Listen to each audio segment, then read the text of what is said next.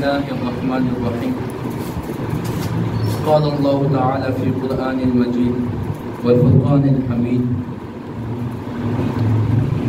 وقل للمؤمنات يغضضن من أبصارهن ويحفظن فروجهن ولا يبدين زينتهن إلا ما ظهر منها صدق الله العظيم وصدق رسوله النبي اللہ تعالیٰ کا شکر ہے کہ اللہ تعالیٰ نے ہمیں مسلمان پیدا کیا، اور اس میں بھی اللہ کا شکر ہے کہ اللہ نے ہمیں مسلمان گھرانے میں پیدا کیا۔ مسلمان گھرانے میں ہونا یہ اللہ تعالیٰ کے ان بڑی نعمتوں میں سے ہے کہ جس کا شکر اگر ہم پوری زندگی بھی ادا کرے تو یہ ادا نہیں ہو سکتا۔ اور اس معاشرے میں جس طریقے سے مرد کی دین کی ضرورت ہے، مرد کا دیندار ہونا ضروری ہے، اسی طریقے سے عورت کا بھی دیندار ہونا ضروری ہے۔ مثال کے طور پر ایک مرد ہوتا ہے، اس کا جو دین ہے وہ اس کے گھر کے چوکھٹ تک ہے، باہر ہے، مسجد میں ہے، محلے میں ہے، اس کی چوکھٹ پہ اس کی انتہا ہوتی ہے۔ گھر کے اندر کا جو دین ہے وہ عورت کے ذمہ ہوتا ہے۔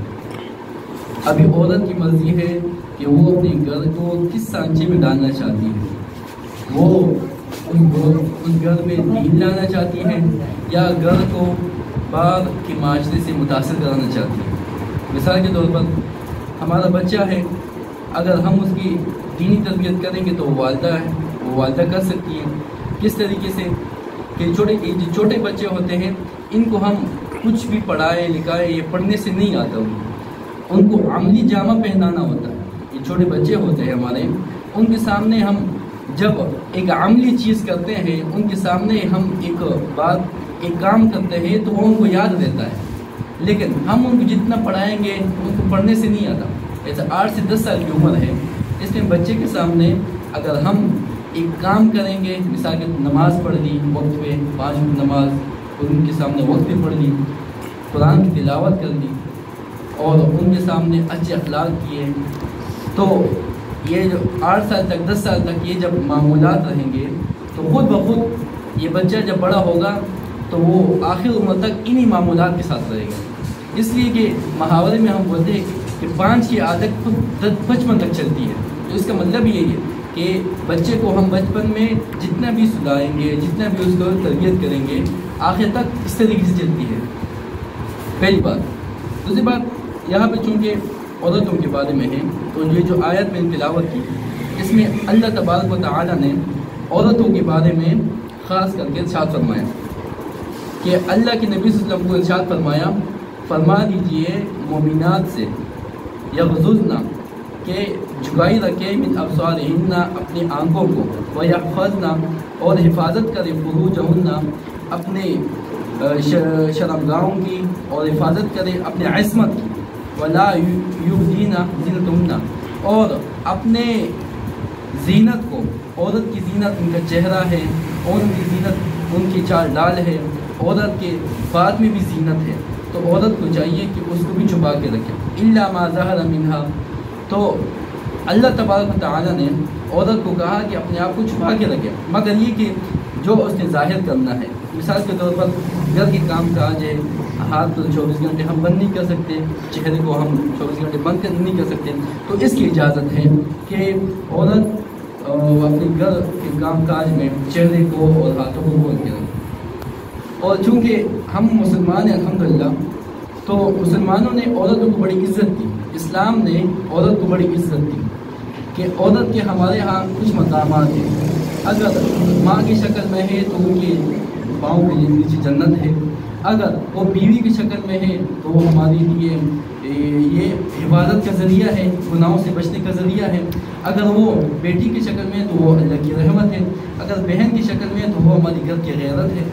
تو عورت تو ہمارے لیے ہر روپ میں، ہر مقام میں ہمارے لیے نعمت ہے، اور عورت کو اللہ تبارک و تعالیٰ نے اس دین میں، ان دین اسلام میں جو مقام عطا فرمایا وہ کسی دوسرے ادیان میں نہیں۔ کہ جس طریقے سے اللہ تبارک و تعالیٰ نے اپنے دین اسلام میں عورت کے لیے پردے کا نفاذ کیا، پچھلے ادیان میں اس طریقے سے نہیں تھا. انہیں عورتوں کی عزت کی بطور عزت کے اللہ تعالیٰ نے ان کو پردہ عطا فرمایا. پہلی بات. دوسری بات، ہم جب دیکھتے ہیں کہ اللہ کے نبی صلی اللہ علیہ وسلم سے ایک دم خود ارشاد فرمایا کہ کاش کہ میری والدہ ہوتی، میں نماز ادا کرتا، تو وہ مجھے کہتے یا محمد، میں ان کو کہتا اے میری والدہ. کہ خود ایک نبی جن کے لیے کائنات بنائی گئی وہ کہہ رہے کہ میری والدہ ہوتی، وہ مجھے نام سے پکارتی تو میں جا کے ان کو آواز دیتا، نماز میں بھی ان کو آواز دیتا. یہ عورت کا مقام ہے، ماں کا مقام ہے. اور جب بیوی کے مقام کی بات آتی ہے تو ایک دفعہ اللہ کے نبی صلی اللہ علیہ وسلم سے پورے مجمع میں، مردوں کے مجمع میں پوچھا گیا کہ آپ کو کس سے سب سے زیادہ محبت ہے؟ تو اللہ کے نبی صلی اللہ علیہ وسلم نے فرمایا مجھے عائشہ سے محبت ہے. تو دیکھیں ایک عام معاشرے میں ہم جب دیکھتے ہیں کہ عورت کو ہم عزت، مطلب کہ ہمارے معاشرے میں عورت کا نام لینا بھی ایک پردے کی بات، لیکن اللہ کے نبی صلی اللہ علیہ وسلم نے کھلے عام کہا کہ مجھے عائشہ سے محبت ہے. تو عائشہ بھی تو ایک عورت ہے، تو عورت کو محبت اللہ کے نبی صلی اللہ علیہ وسلم نے کی. تو ان سے پھر پوچھا کہ نہیں ہماری مراد ہے کہ مردوں میں سے کس سے؟ تو اللہ کے نبی صلی اللہ علیہ وسلم نے فرمایا عائشہ کے باپ سے. حالانکہ حضرت بکر کا نام بھی لے سکتے تھے، لیکن انہوں نے کہا کہ نہیں، عائشہ کے باپ سے. لوگوں کے دلوں میں عزت بٹھانا چاہتے تھے عورت کی.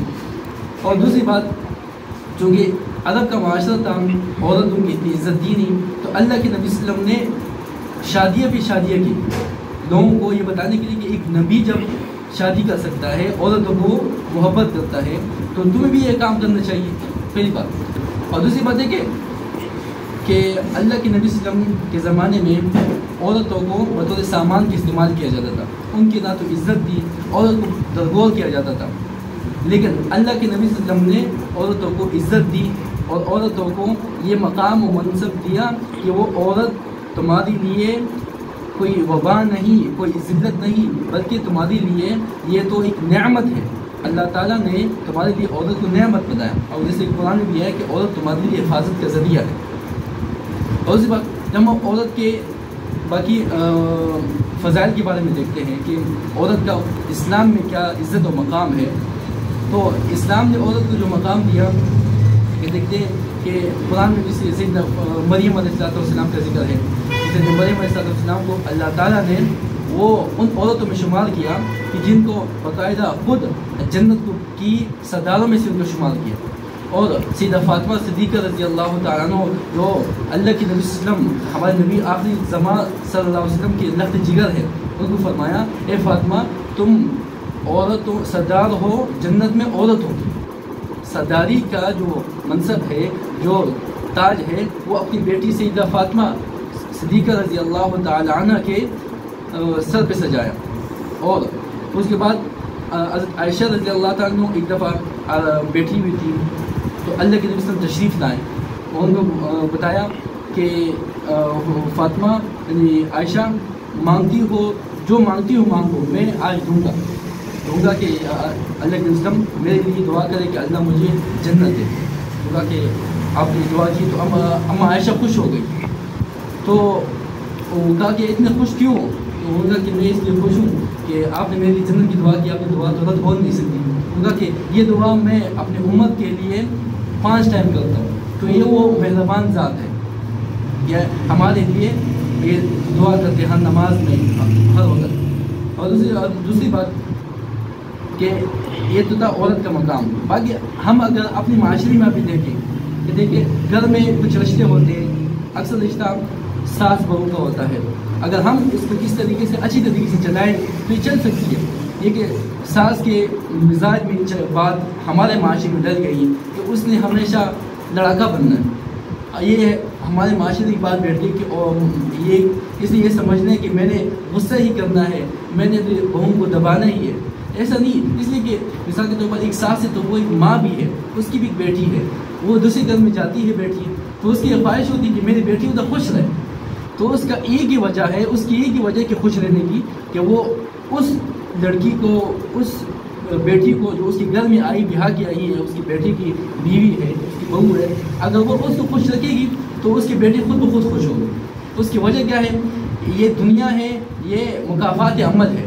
آپ جیسے کرو گے ایسے بھرو گے، یہ مکافات عمل ہے. دنیا میں 2 کام ایسے ہیں اگر ظلم کے اعتبار سے جو دنیا میں اس کا خمیازہ بھگتنا پڑتا ہے. ایک ظلم ہے چاہے جس شکل میں بھی ہو. ایک والدین کی نافرمانی ہے. یہ والدین کی نافرمانی ایسی چیز ہے اگر ہم کریں گے تو اس کا خمیازہ ہمیں دنیا میں بھگتنا پڑے گا, چاہے وہ جس شکل میں بھی ہو. اور واقعی اس کے دل میں یا اس کی آنکھوں میں یہ بات آئی کہ میں نے والدین کی نافرمانی کی, مجھے یہ مل رہا ہے. اور دوسری بات ظلم ہے. ظلم جس شکل میں بھی ہو. مثال کے طور پر اگر ہم اپنی ساس کے ساتھ اچھے نہیں ہیں, مثال کے طور پر ایک بہو کے ساس کے ساتھ اچھی نہیں, اس کی ادب نہیں کرتی, تو یہ ظلم ہے. ظلم کس لباس ہے کہ وہ اس کے والدہ کی جگہ کہ اپنے گھر سے ایک والدہ کو چھوڑ کے آئی, تو اس گھر میں بھی ایک والدہ ہے. وہ والدہ اس کے ساس کی شکل میں اگر اس کو عزت دے گی تو وہ گھر بالکل اچھا رہے گا. اگر ظلم کرے گی تو اس کا خمیازہ اس کو یہ ہوگا کہ کل کو وہ بھی ساس بنے گی تو اس کے ساتھ تمہارا یہ معاملہ ہوگا.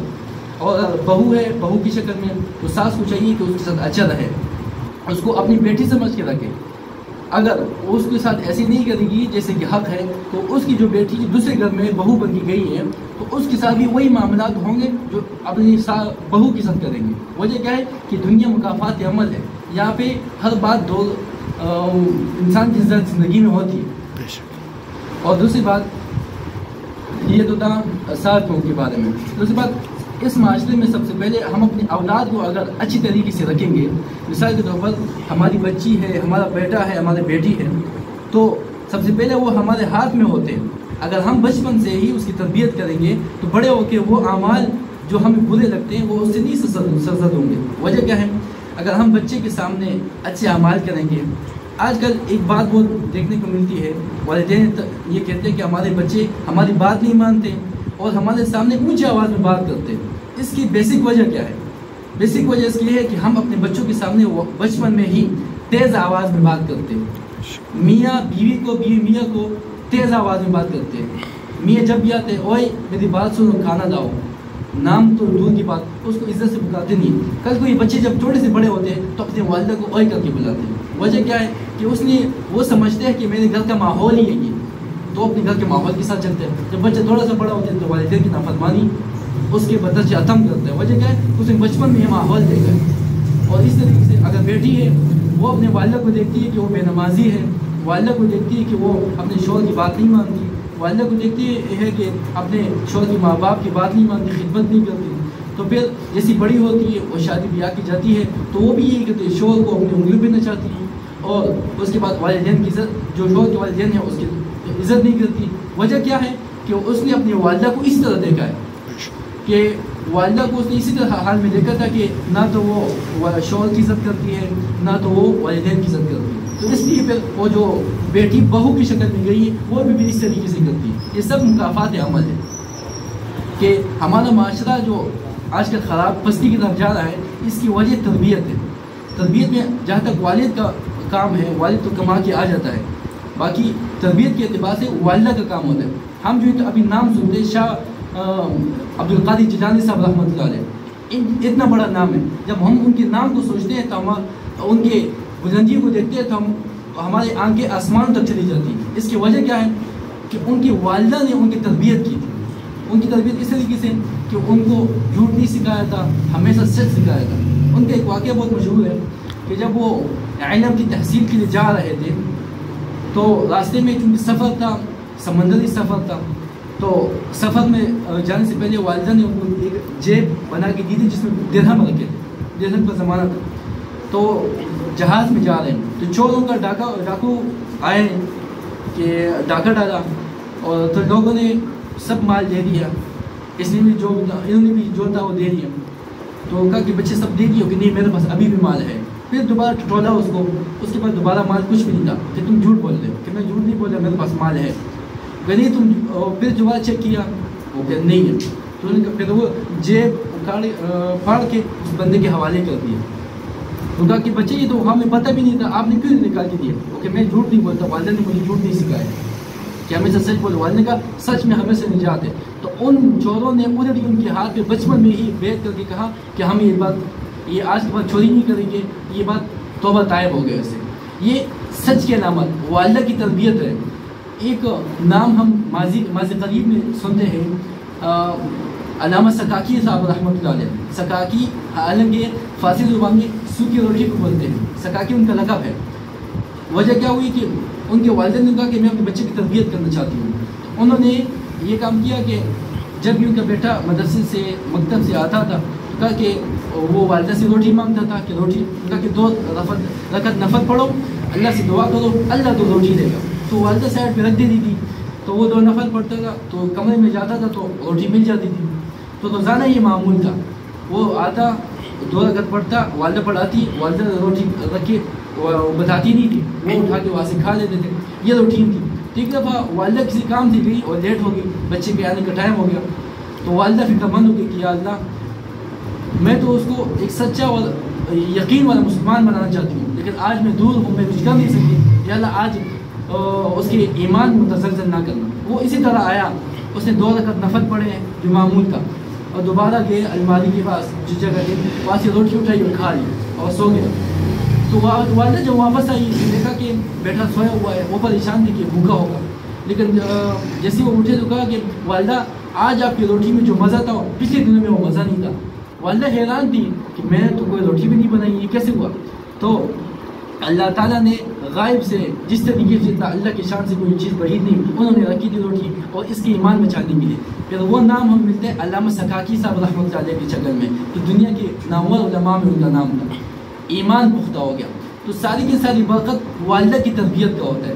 اگر والدہ اپنے بچے کو پیار و محبت سے اگر نمازی بنائے گی، پیار و محبت سے اس کو جھوٹ سے بچانے اور سچ بولنے کی تلقین کرے گی، اگر اس کو ایماندار بنائے گی، اگر اس کو دوسروں کی عزت کرنے والی بنائے گی، اس لیے کہ بچہ تو شرارت کرتا ہے، اس کو اگر اسی شرارت میں رہنے دیں گے تو وہ اسی طرح رہے گا.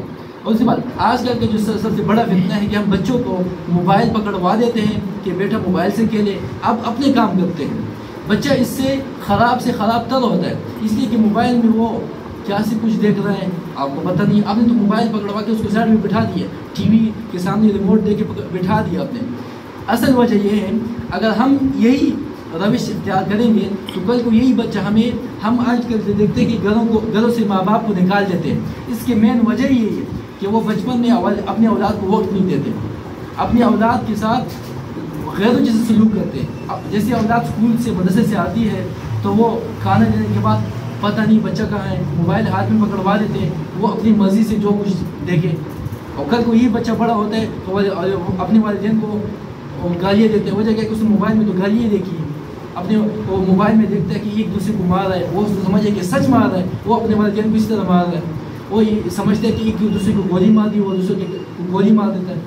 تو موبائل میں آپ کو یہی کچھ ملے گا، ٹی وی آپ کو یہی کچھ ملے گا کہ اس میں طلاقیں ہو رہی ہے، اس میں یہ ہو رہا ہے کہ ایک دوسرے کو مارا جا رہا ہے، لوٹا جا رہا ہے، چوری کی جا رہی ہے. تو کل کو یہ بچہ یہی کرتا ہے کہ میں نے تو یہی دیکھا تھا. تو تھوڑا سا بڑا ہوتے تو اس کی ذہن میں گمان بھی نہیں ہوتا کہ میں کس دلدل میں جا کے پھنس گیا. تو خدا ہمیں اپنے اولاد کے بارے میں سوچنا چاہیے، خاص کر کے ہمارے وہ بچے جو بالکل کم عمر کے 5 سال کے 7 سال کے، تو ان کے اوپر توجہ دیں گے تو انشاءاللہ بہت ہی جلد 10 سال سے پہلے آپ کو نتائج نظر آ جائیں گے. انشاءاللہ وہ بچے آپ کی بات ماننے والے، عزت کرنے والے، اور مستقبل میں وہ آپ کے کام، اگر آپ اپنے اولاد کو اپنے ماتحت اپنے فرمانبردار چاہتے ہیں تو ان کو 10 سال سے تک یا 10 سال کے بعد بھی ہے تو ان کو تربیت کریں. تربیت اس طریقے سے کہ ان کو نمازی بنائیں، دین دار بنائیں، ان کو سچا بنائیں، ان کو سچ کی تلقین کریں. بیٹا جھوٹ نہیں بولتے، دھوکہ نہیں کرتے، پیار و محبت سے اگر ہم اس طریقے سے کریں گے تو انشاءاللہ یہ بچہ کل کو ہمارے بڑھاپے کا سہارا بنے گا.